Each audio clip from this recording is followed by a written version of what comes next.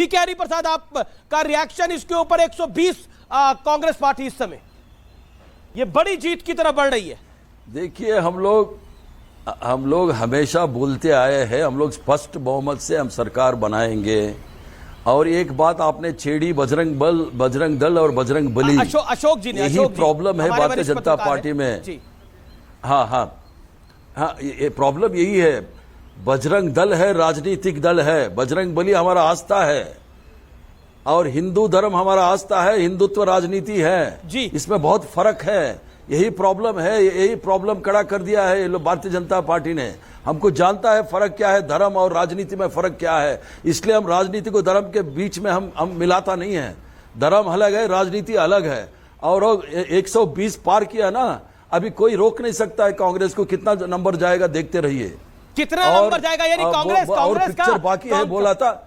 अच्छा, सिद्धार्थ सिंह विजयनगर से पीछे चल रहे हैं, करुणाकर रेड्डी पीछे चल रहे हैं। इस समय की बड़ी अपडेट है, बहुमत का आंकड़ा 113 है, कांग्रेस 119 120 के बीच में, बीजेपी 70-72 के बीच में स्ट्रगल करती हुई, जेडीएस का नंबर नीचे गिरा है। यानी जेडीएस से जो भी नंबर जा रहा है वो अब कांग्रेस के खाते में जा रहा है, ये दिखाई दे रहा है। जी, एक मैं सवाल लेता हूं, कई सारे एक्सपर्ट सवाल पूछना चाह रहे हैं, लेकिन यहां पर कई लोग हैं जो सवाल पूछे जा रहे हैं जो अभी तक एक बारी भी नहीं बोले। शिवम त्यागी 10 सेकंड भाव से ये कहना चाहता हूं कि आपने कहा कि बजरंग बली नहीं चले, मैं तो कहता हूं ये 73 भी बजरंग बली के ही चरणों में अर्पित, और ये 120 वालों को भी शुभकामनाएं। लेकिन देखिए, एक चीज है, ये जो हार जीत है ये तो चलती रहेगी, लेकिन आप एक चीज तो मानेंगे ना, जैसे बीजेपी वाले कांग्रेस वालों को बोलते थे आप गुजरात के चुनाव में कि राहुल गांधी कहां है, प्रधानमंत्री को नहीं बोल सकते। दिन रात मेहनत से जबरदस्त चुनाव लड़े, हारे जीते अपनी जगह।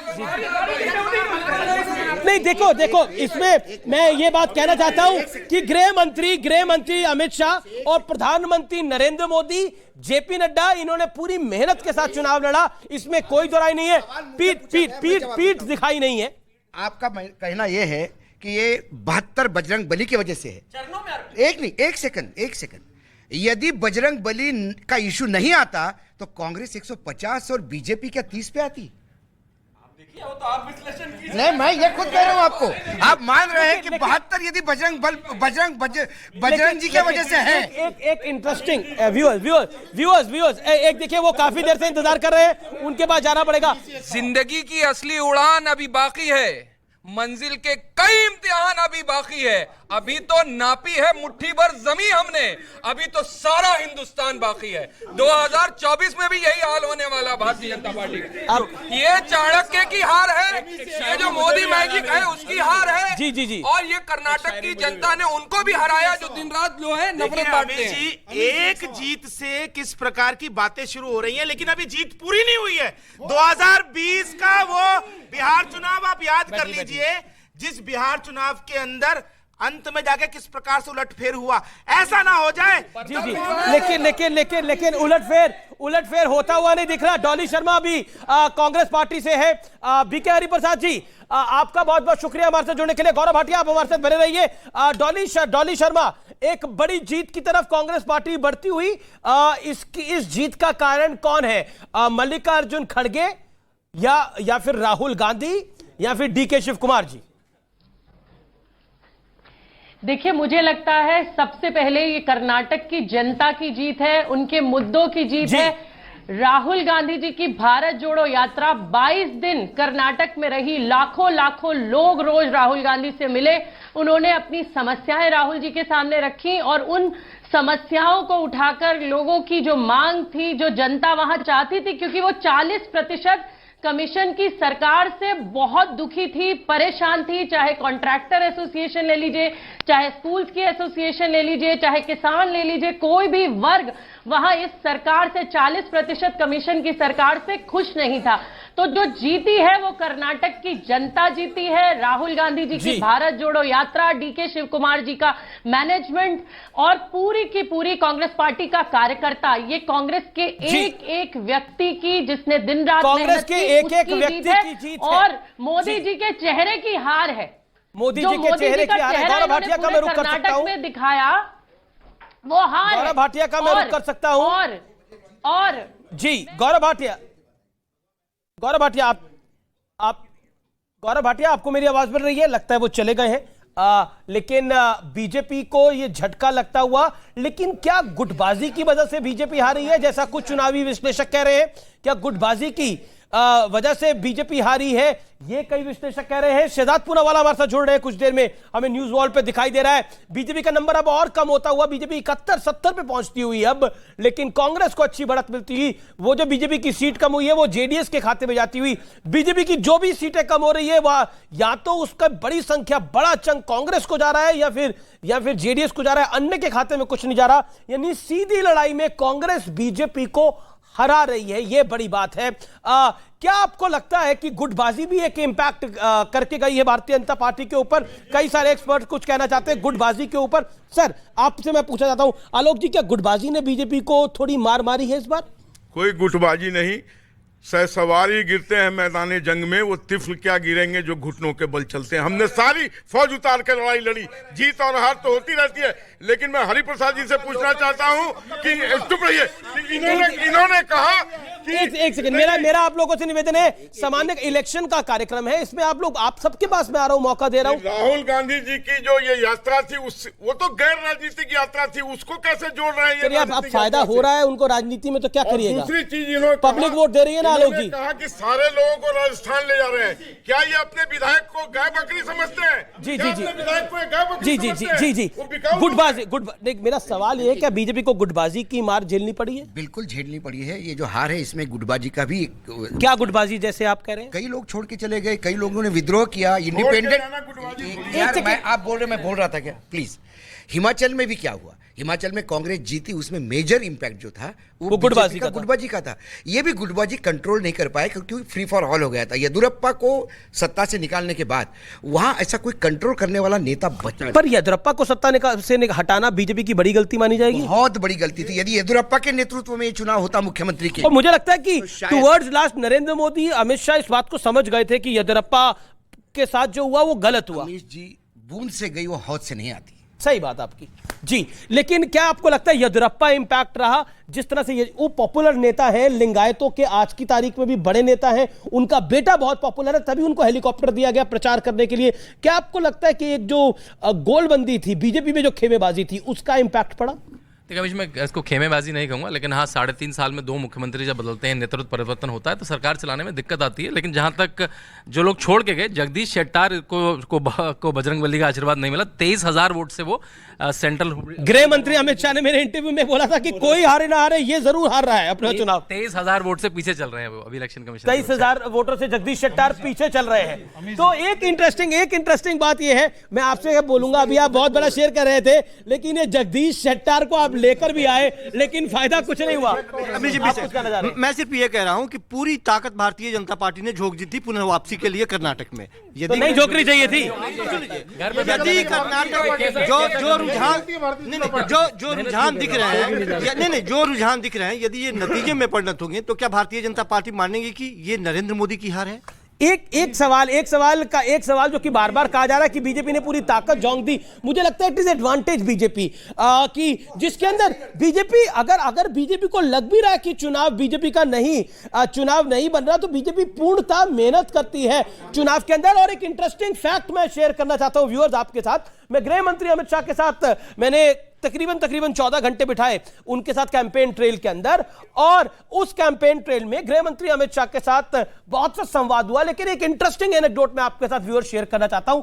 उनके एक कार्यकर्ता ने बहुत प्यार से, जो कि पूर्णकालिक कार्यकर्ता था, बहुत प्यार से खाना दिया, और उन्होंने हेलीकॉप्टर में बैठ के उसी खाने को खाया। महत्वपूर्ण बात यह है कि जब मैंने उनसे पूछा कि आपने इस खाने को क्यों खाया, तो उन्होंने बोला कि मेरे कार्यकर्ता ने बड़े विश्वास से दिया, उन्हें लगा कि अमित जरूर ये खाना खाएगा, इसलिए मैंने खाया।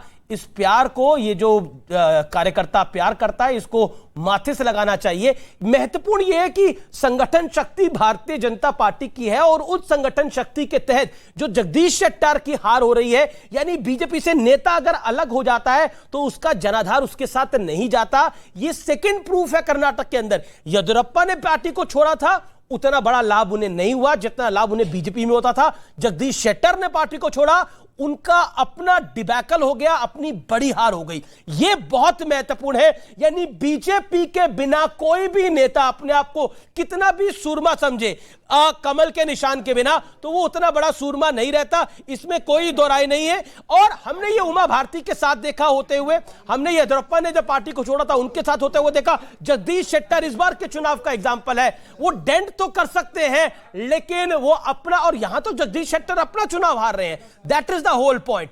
मेरे साथ शहजाद पूनावाला जुड़े। शहजाद पूनावाला, कांग्रेस पार्टी बड़ी जीत करती हुई, बीके हरिप्रसाद थोड़ी देर पहले थे, उनका स्पष्ट रूप से कहना था कि बीजेपी के अहंकार की हार हो गई है और कांग्रेस अब 2024 की यहां से चढ़ाई शुरू करेगी। राहुल गांधी, जिसका इतना मजाक उड़ाया जा रहा था, उस राहुल गांधी ने, उस मल्लिकार्जुन खड़गे ने साबित कर दिया है कि सीधी लड़ाई में हम बीजेपी को मात दे सकते हैं। अमीश जी, सबसे पहले तो मैं इसलिए मुस्कुरा रहा हूं कि कम से कम आज ईवीएम जीत गया।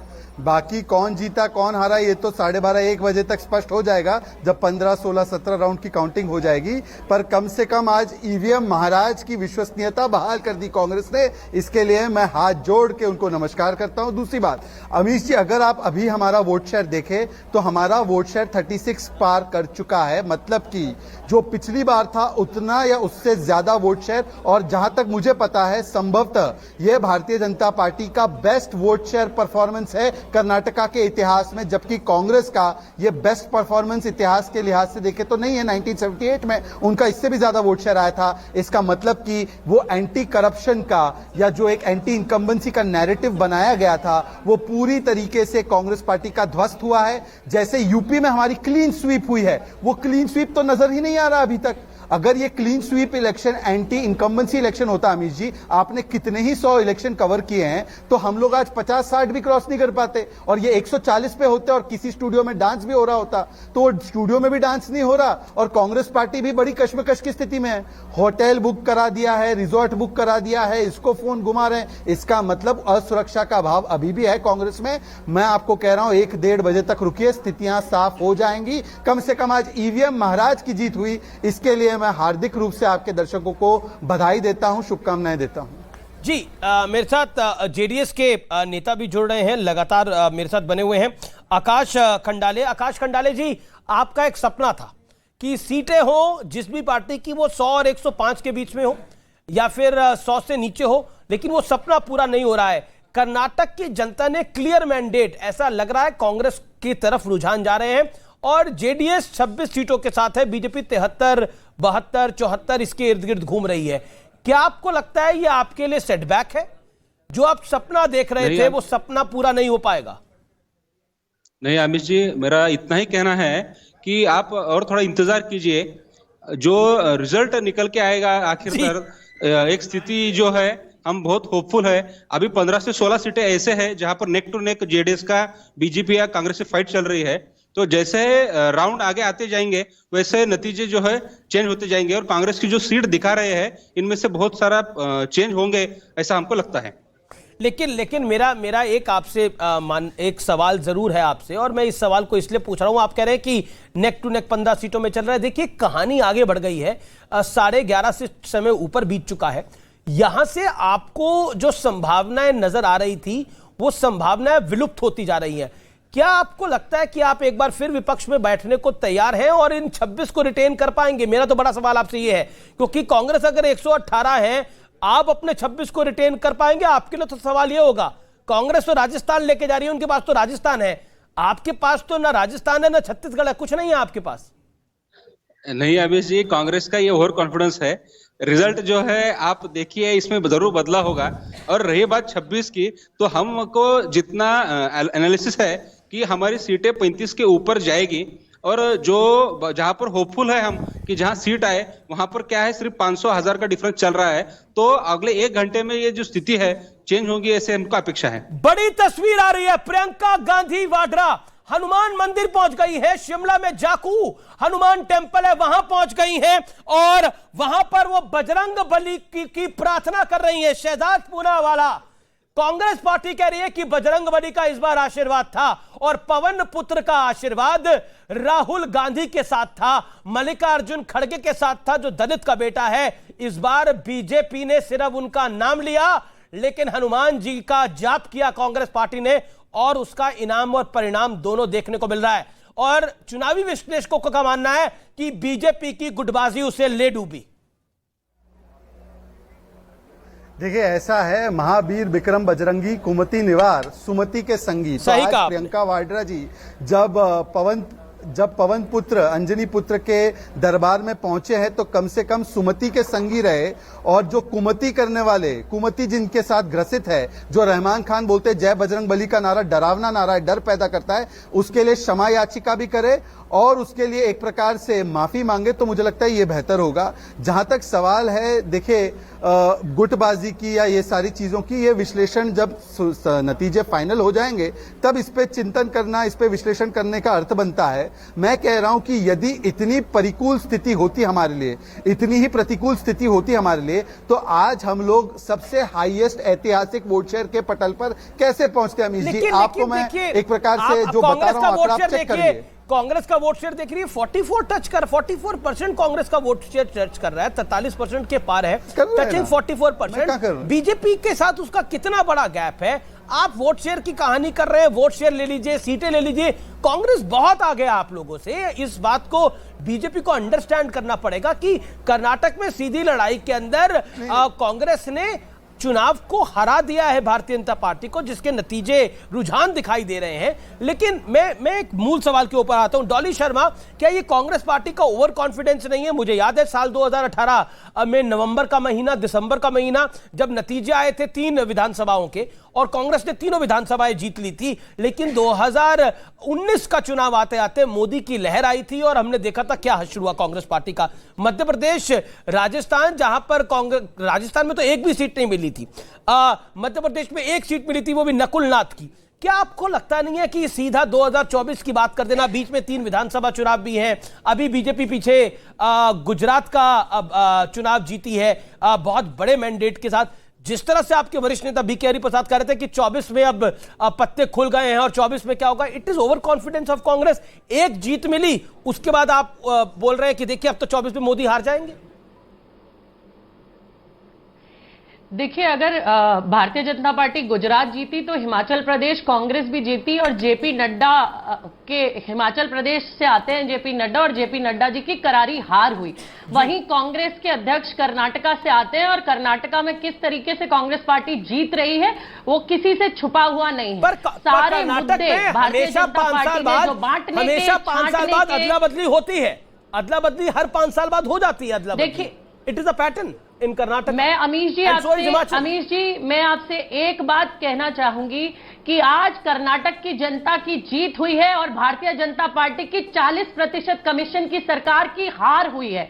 कर्नाटक की जनता ने दिखाया है कि अगर आप जनता को परेशान करेंगे, इस तरीके से लूटेंगे, लोगों को आत्महत्याएं करनी पड़ेंगी आपकी वजह से, तो जनता आपको कुर्सी से हटा देगी, आपको सबक सिखा देगी। ये अच्छा होगा अगर भारतीय जनता पार्टी के नेता, प्रवक्ता ये समझे कि कर्नाटक की जनता की जीत हुई है, कर्नाटक की जनता के मुद्दों की जीत हुई है, इसको विनम्रता पूर्वक एक्सेप्ट करें।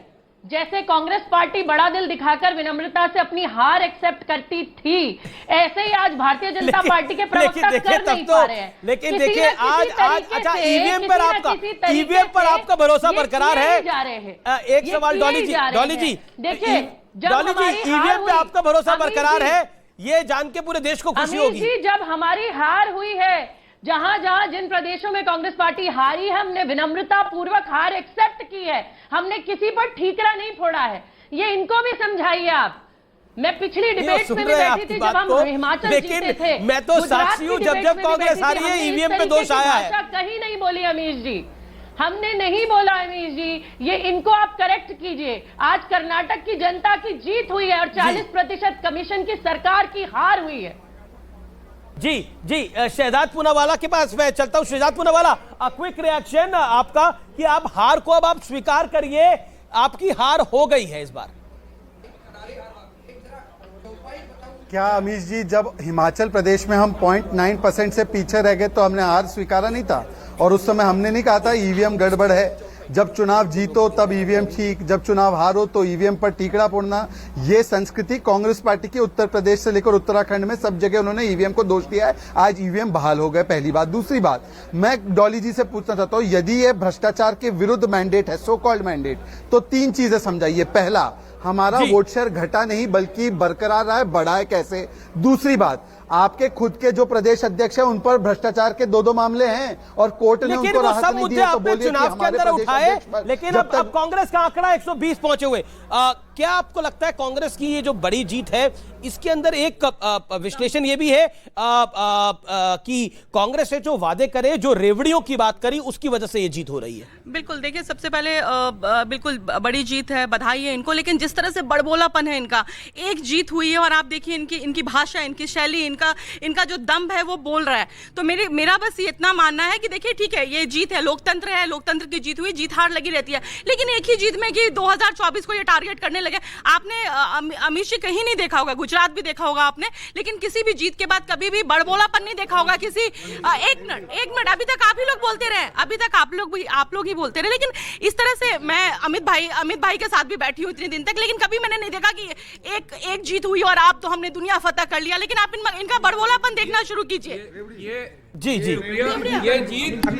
बड़ा बयान आ रहा है कांग्रेस की तरफ से। एक बहुत बड़ी स्टेटमेंट आ रही है कांग्रेस की तरफ से, मैं कुछ देर में इसको कंफर्म करके बताऊंगा। बहुत बड़ी स्टेटमेंट आ रही है। भूपेश बघेल ने बड़ी स्टेटमेंट दे डाली है कि नरेंद्र मोदी का जादू आज से खत्म होता है भारत के अंदर और कांग्रेस का उदय होता है। भूपेश बघेल कांग्रेस पार्टी के बड़े वरिष्ठ नेता, सीएम छत्तीसगढ़ के, उनका ये बात कहना। क्या आपको लग रहा है कांग्रेस ज्यादा उतावली हो गई है? अशोक वानखेड़े, क्या एक इलेक्शन से कह देना मोदी का इलेक्शन जादू खत्म हो गया? मुझे बताइए जी, बीजेपी 2 पे थी, 400 पे आई। राजनीति में होता है जी। कांग्रेस मुक्त भारत, हर चुनाव के बाद कांग्रेस भारत से गायब हो गई, ये कौन कहता था? बीजेपी कहता था। आज कांग्रेस का दिन है, वो कहेंगे। लेकिन शहजाद को मैं एक और चौपाई याद दिलाता हूं। उन्होंने कुमिति और सुमिति की बढ़िया व्याख्या की, मुझे बहुत खुशी हुई व्याख्या करके। लेकिन एक और है, भूत पिशाच निकट नहीं आवे, जब महावीर नाम सुनावे। तो ये जब ये सत्ता गई है तो इसमें भूत पिशाच किसने माना है जनता ने, किसको? तो ये मैं इन पे छोड़ देता हूं। जी। देखिए मैं सीधा शहजाद का रुख करता हूं। सारे सवाल शहजाद से हैं। एक सेकंड, शहजाद पूनावाला, भूपेश बघेल कह रहे हैं कि बजरंगबली का आशीर्वाद कांग्रेस के साथ है, और यहां पर अशोक वानखेड़े ने जो बात बोली उसको भी आपने सुना। What is your take? 30 second, sharp 30 second, और बाकी कई सारे सवाल है। फिर देखिए, बाघेल जी का पहले जवाब दूंगा। बाघेल जी को शायद याद होगा कि 2018 में जब इन्होंने चोर दरवाजे से सरकार बनाई थी, तब भी कर्नाटका में लोकसभा हम जीते थे, राजस्थान में इनकी सरकार बनी थी, वहां पे हम जीते थे, छत्तीसगढ़ में सरकार इनकी बनी थी, वहां पर लोकसभा हम जीते थे। तो जो लोग मोदी मैजिक खत्म हो गया है, मोदी जो है वो नालायक है, मोदी जहरीला सांप है, इससे उभर ही नहीं पा रहे अपनी मोदी फोबिया से, तो उनको 2024 में जनता उनको सही जवाब दे देगी।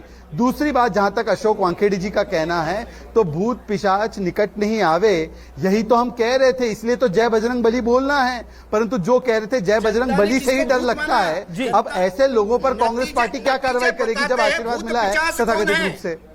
जनता की नतीजे बता रहे, भूत पिशाच कौन है जो निकट नहीं आने दे रहे? जी। तो गुजरात में भूत पिशाच कौन था? गुजरात में उत्तराखंड में उत्तर प्रदेश के नगर निगम चुनाव हुए हैं, उसमें कौन है? उत्तर प्रदेश के नगर निगम चुनाव में भूत पिशाच कौन है? बिल्कुल। उत्तर प्रदेश के जो क्लीन स्वीप नगर निगम के नगर निकाय के चुनाव में हुई है, वहां पे उसमें भूत पिशाच कौन है, इसका भी विश्लेषण वानखेड़े जी कर ले बैठे। जी, उसमें भी भूत पिशाच कौन है, ये भी आप बता दीजिए। महाराष्ट्र से तो आप तो मुंबई से है, मैं भी मुंबई से हूं, तो फिर और नीचे चले, ग्राम panchayat, cooperative society, bank, university, college, school, देखिए कौन होता है भूत पिशाच। क्या बात करते हो यार? अरे भाई, अगर हर चुनाव भूत पिशाच को भगाने का है, तो ये चुनाव में भी तो विश्लेषण कीजिए। ये तो हनुमान को वो करने वाले हैं ज्ञान, ये तो कट ही जाएंगे संकट। लेकिन एक चीज तो बताइए, जो राम को नहीं मानते वो हनुमान को कहाँ मानेंगे? आप एक चीज बताइए ना। अरे ठीक ठीक ठीक, विजय कौशिक ये भाजपा आज इतनी बातें बना रही है, इतिहास उठाकर जरा देख ले कि महाभारत के युद्ध में पांडवों की जीत किस लिए हुई थी? कांग्रेस इसलिए हुई थी क्योंकि हनुमान जी पांडवों के साथ। आपने कांग्रेस को पांडव बना दिया है। तौर पर भाई कांग्रेस की जीत हुई है तो बजरंग बली की कृपा के कारण। एक बात तो विजय जी, एक विजय जी ने तो मतलब बहुत ही लाइन को आगे बढ़ा दिया। एक सेकंड ऑडियो। विजय जी ने तो प्रियंका गांधी जाकू हनुमान शिमला में पहुंच गई हैं। विजय कौशिक जी ने कांग्रेस को पांडव बना दिया है, मतलब पांडव बना दिया है। जी जी जी जी जी। मेरा सवाल डोली जी से है कि जिस तरीके से कर्नाटक चुनाव से जस्ट पहले 41 भारतीय जनता पार्टी के लोगों ने कांग्रेस ज्वाइन करी है, तो मतलब 47